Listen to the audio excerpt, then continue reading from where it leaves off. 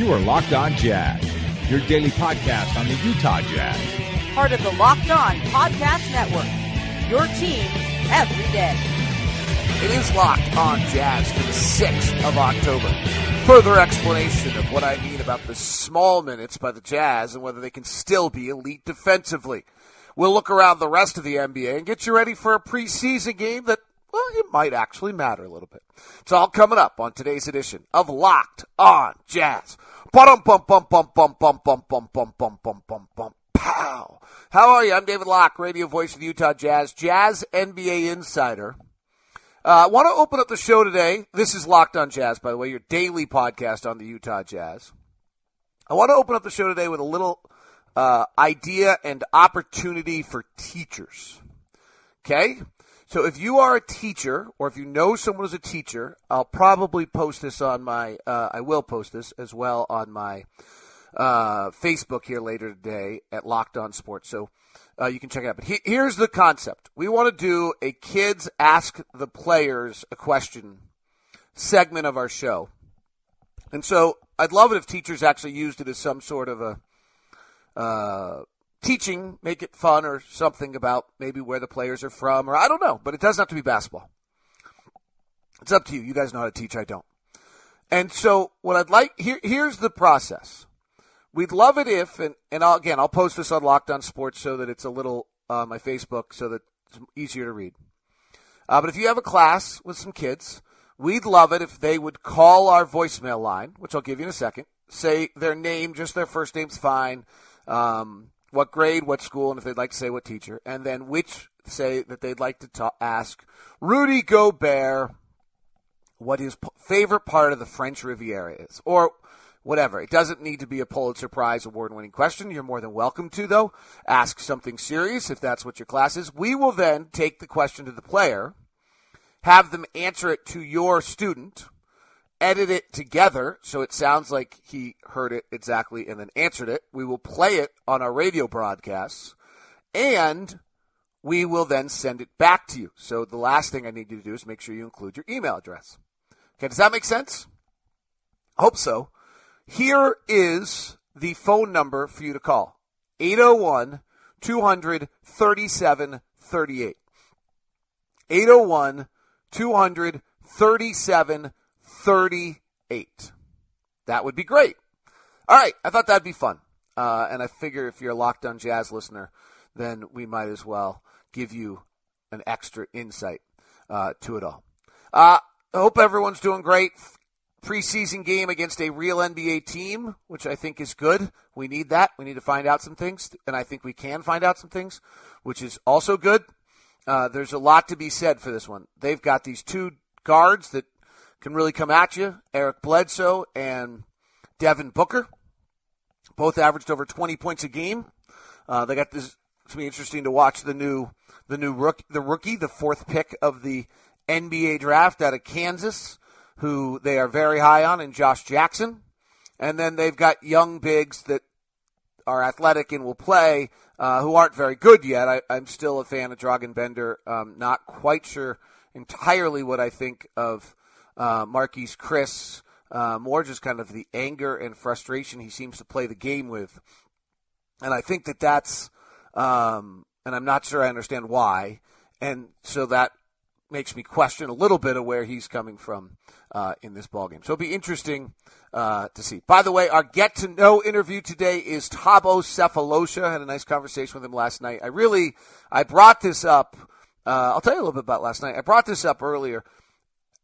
Jerebko, Sefolosha, Udo, the Jazz added adults. They added adults. People who've been through some life. Thabo has 2 kids. He's been through the thing with the New York police. Jerebko's got 1 kid, 1 on the way. Udo's traveled to Turkey. Jerebko's been through the Achilles tendon. Udo's been kicked out of the league. Not kicked out, but the league said no thank you for a while. And I just think they have a level to them that gives me I think it's going to win us some games. That's what I would tell you. I think it's going to win us some games. I don't know how else to say it, but I do think that they have a capability and a maturity that is going to keep them engaged with an understanding of what they're doing at a much higher level than you would if you got kids. It's where, some of these teams that everybody has winning, I question, because they're so young. Like Philadelphia, the love affair with Philadelphia to me seems a little out of whack. As much because of the youth. I mean, I can't believe that Ben Simmons and Markelle Fultz are ready to start defending. I feel a little bit of that way with Denver. Only because just, Jamal Murray, Gary Harris, Nikola Jokic, pretty young. Really young, actually. So, Minnesota's is still young, but at some point I would think that some of those guys defend. Maybe not. But we added adults. Speaking of Jerebko and Johnson, I brought this up on yesterday's program, and I think this is a key to the entire season.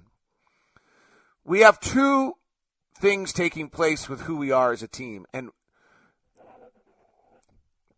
I'm not sure that they're congruent, and it makes me a bit nervous.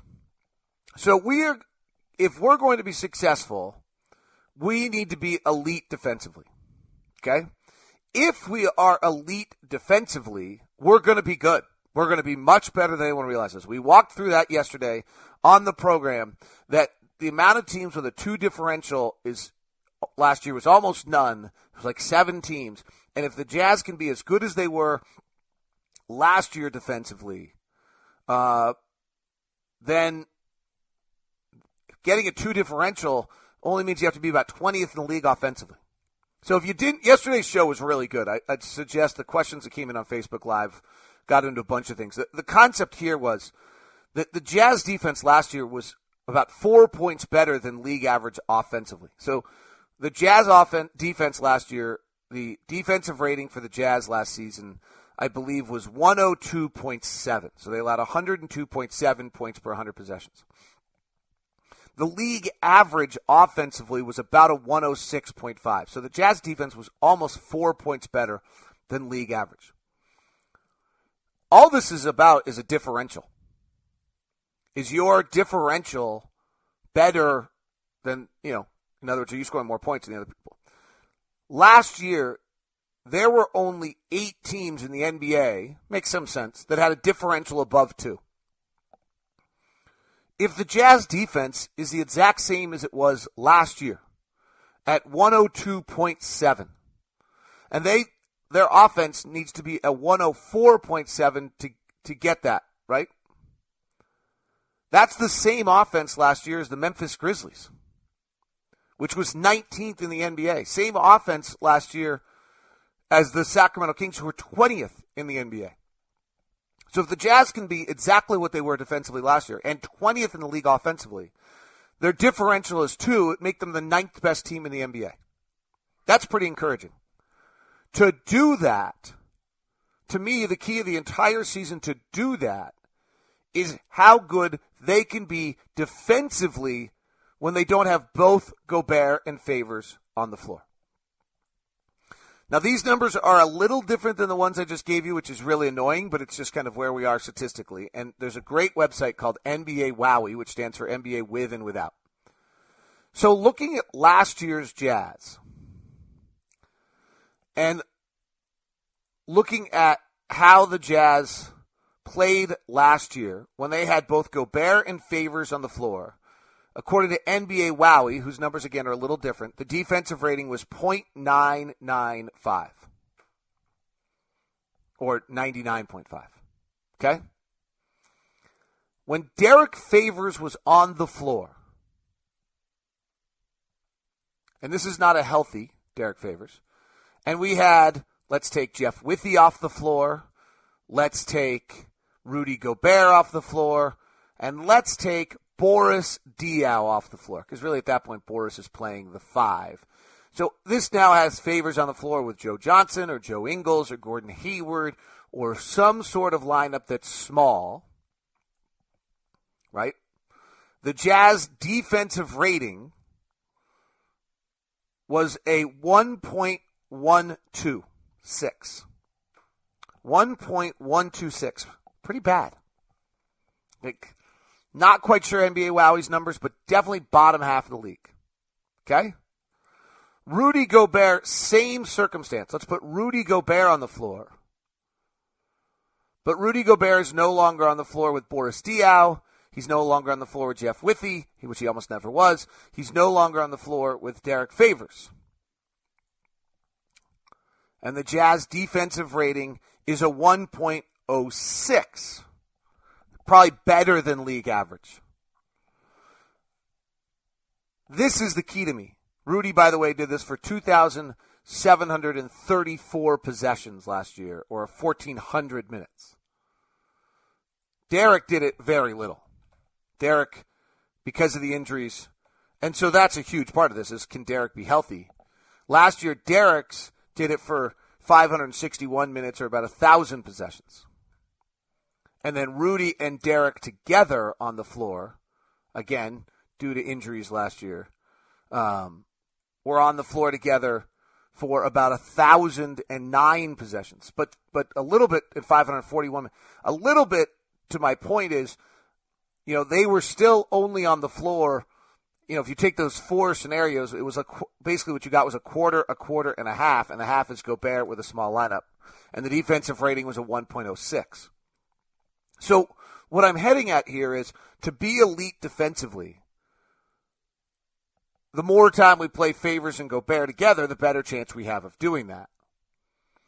However, that's hard to score with, particularly with a non-shooting point guard. And so we've seen in the preseason that the Jazz are heading toward Favors and Gobert play together for the first 6 minutes. Joe Johnson comes in, plays with Gobert for the next 3 minutes. Gobert then sits down. Favors checks back in to finish the quarter. Joe Johnson has now played 6 minutes. Johnson probably stays in for the next 3 minutes before Jerebko checks in. Still playing with Favors as the center at this point. With about 7 minutes left in the quarter or so, Gobert checks back in.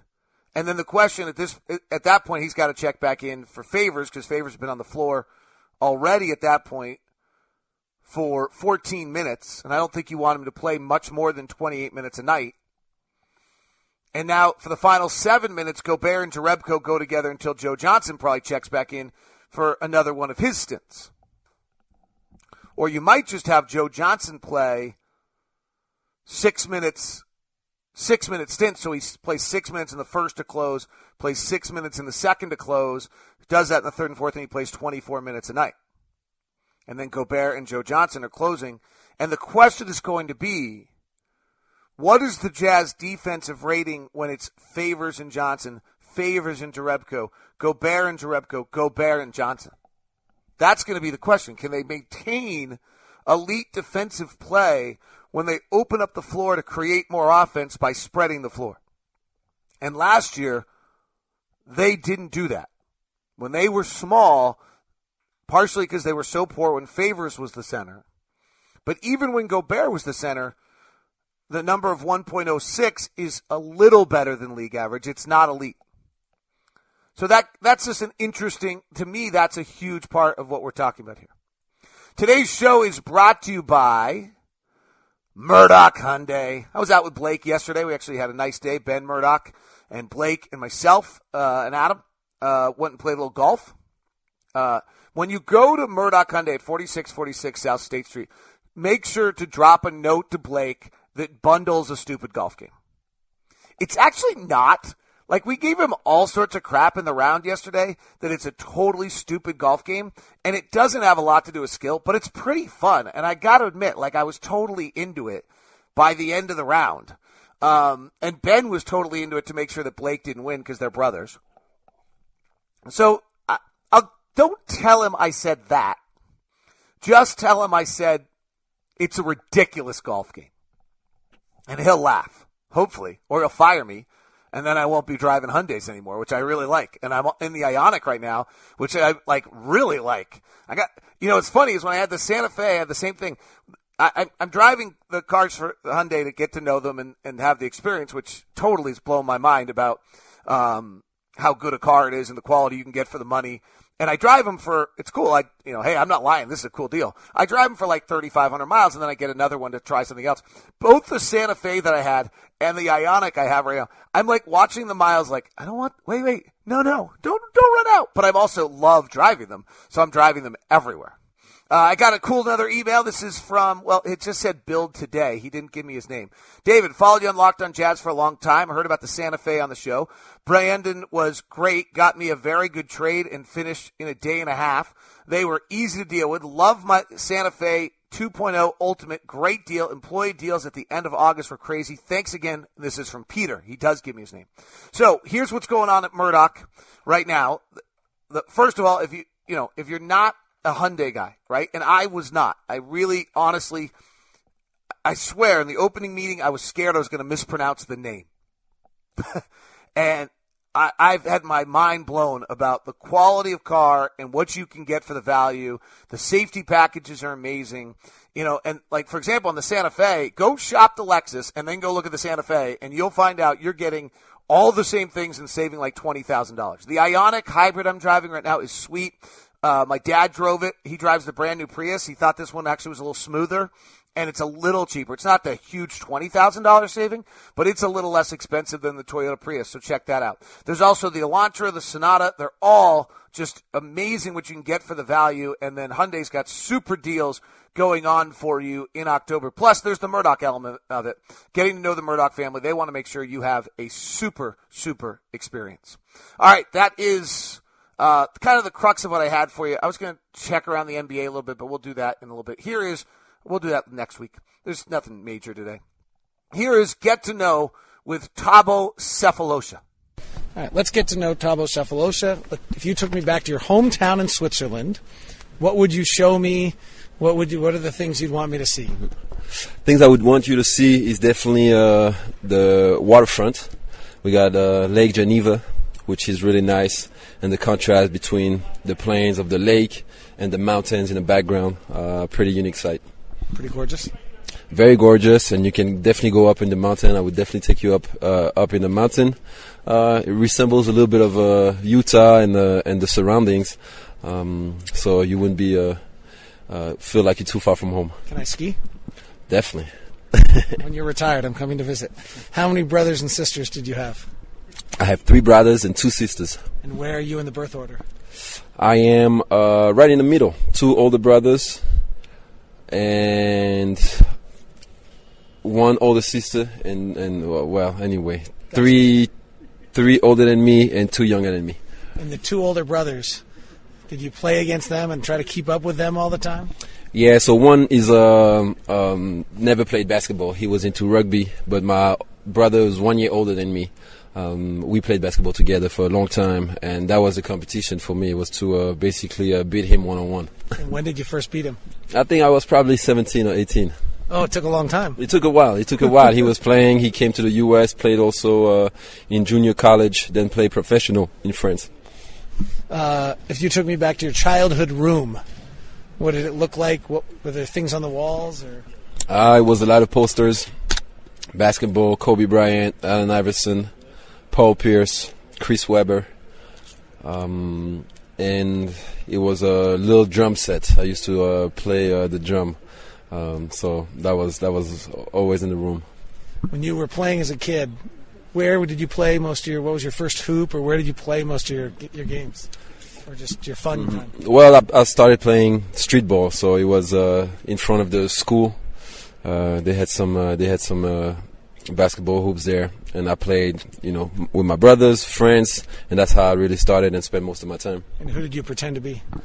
I pretend to be probably Michael Jordan, Scottie Pippen. We heard of them around here. What was your first nickname? First nickname? I think when I came to the U.S., people started calling me the Swiss knife. It's not bad. I like it. Not bad, and I think it suits pretty well. Versatile, I guess. I like it. What is your uniform number that you're going to wear this year, and is there any story behind it? So the number I'm going to be wearing is number 22. I always wore number 2 and number 25. 25 was taken, number 2 was taken, so decided to double down on the 2. And you're drinking your water, so you're getting used to the desert, I can see. Oh my God, I'm getting used to it. It's been pretty rough. I wasn't expecting Utah to be this dry, but definitely I need my water next to me. Get your water and your lotion.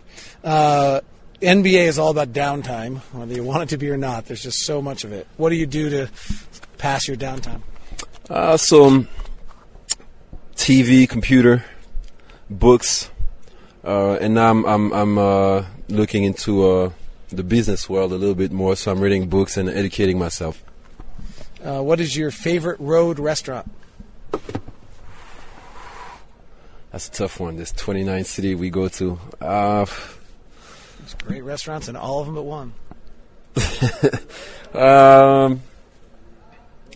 I have to think about it. I'm sorry, nothing come in my mind right now. I was in Atlanta the last 3 years, and there's great restaurants there.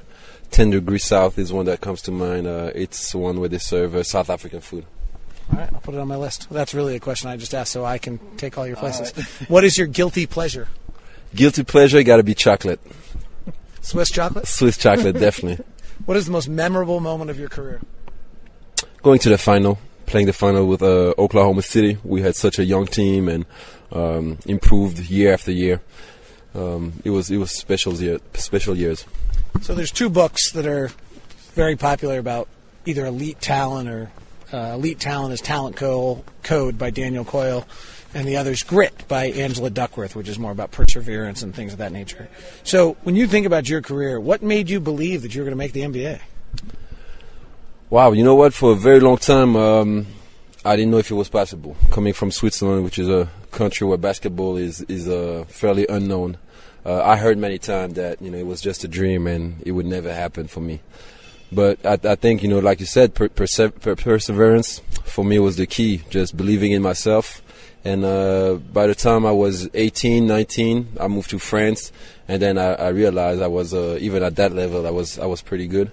So I figured I had a shot. Think back on that journey. What did you do differently than other kids? How were you different than the other kids around? It's hard to tell. I think everybody's a little bit different. But like I said, I never gave up. I believed in myself. Believed that it was possible, and regardless of what anybody was telling me, but it took a lot of hard work and a lot of time spent, where the friends go out and have fun and all this, and you stay home and work on your craft. What allows you to resist complacency? Well, I think it's a challenge with yourself at any level, at any point in your career or of your life. I think you can always challenge yourself, and that's what I try to do, just get better every day. One of the books that quotes, to do anything really well, you have to overextend yourself. What are examples of you taking yourself out of your comfort zone and overextending yourself? Mm-hmm. Well, I think for me, it was when I was young, leaving Switzerland at a fairly young age and going to France, and after that going to Italy, and all that. I was by myself, left my family behind. So for me, it was exploring my talent and see how far basketball would take me and how far I could push myself and exceed really what anybody thought that I was capable of doing. Using another quote, doing something over and over that is unnatural until it becomes natural is elite performance. What would be your on-court example of something that's been unnatural for you in your career that you've just had to work till it became muscle memory or something natural? Well, I think there's talent. There's 400 players in the NBA, and all of them have talent. But I think to compete at that level, you always have to work, and you have to repeat the same movement over and over. And I think you can take that, whether it's dribbling skills, whether it's passing skills, whether it's shooting skills, all of that, you apply and you put hours and hours to it. Talk about doubt. You've had to guard some of the single greatest offensive players in the history of this game. How do you avoid doubt with that assignment, whether it's your former teammate Durant, whether it's hard? I mean, the list is endless. What do you do in those circumstances to not have doubt of whether you can actually guard them?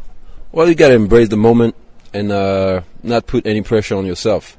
My mom used to tell me, as long as you give 100% of yourself, you can live with failure. You can live with not exceeding your expectation, but as long as you give 100%. So that's what I try to do. I play really hard every possession, every game, and I just live with the result. When I mentioned perseverance, does anything come to mind for you that you think is the ultimate example of perseverance, or something in your career? Well, I think I just look back at where I was 20 years ago. Living in Switzerland, where basketball was basically non-existent. And, just believing in myself and every day, getting on the court and, bouncing that ball, even though people thought it wouldn't lead me anywhere. I'm glad it turned out the way it did, and I think that shows perseverance. Why did you have this love for basketball if you were in an environment that didn't have the same love for it? It's a good question. Honestly, I don't know. I think my brother, my older brother, 1 year older, definitely pushed me a lot. I was trying to compete with him. He was very good. So, I think that competitiveness came from having a brother that's close in age. And after that, I took it with every challenge I faced. Do you remember at the end of a game the good plays or the bad plays? I think in the short term, you remember the bad. And month or weeks or years later, you remember the good. And when you're on you've done this plenty of times, you'll never do it again, hopefully, but your 5th game of 7 nights or your 10th straight day of practice, or how do you what drives you back to the gym? I think the feeling I get after practice, when you don't want to do it and you go through it and you give 100% of yourself, that feeling that you get afterwards of accomplishment, of knowing that you got better because you didn't want to do it in the first place. That's what drives me, I think, just to push myself in days where it's hard to get up the bed and go to work. Welcome, and nice chatting with you. Thank you very much.